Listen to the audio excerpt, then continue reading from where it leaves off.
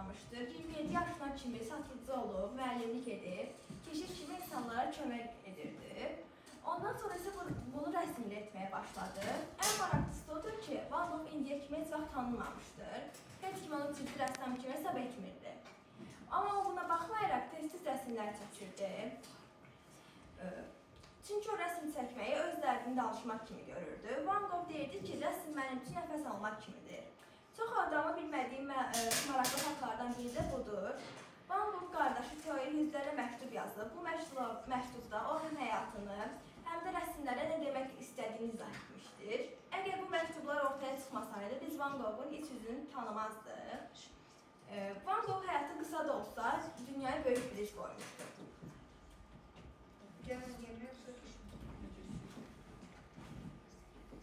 Məşhur rəssam Vincent Van Gogh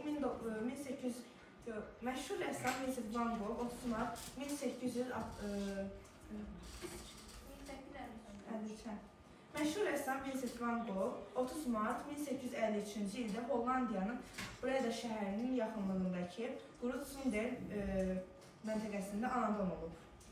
1869-1876-cı illərdə Haqa, Bursel, London, Paris kimi şəhərlərdə rəsm müəssisələrində adi satıcı kimi işləmişdir.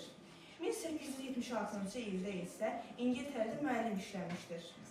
Müəyyən müddət ərzində texnologiyanı öyrənmişdir. Belçikanın Bonjour şəhərində dini xadimi kimi işə başlamışdır. 1880-ci ildə təsvir sənətlə məşğul olmağa başladı. Bursel Rəssamlıq Akademiyasında oxumuşdur. 1880-ci ildə onun əsərlərində tüm rənglərdən, qəmgin mövzulardan bəhs olunmuşdur. Bu rəssamın psixologiyasından bir işarətdir.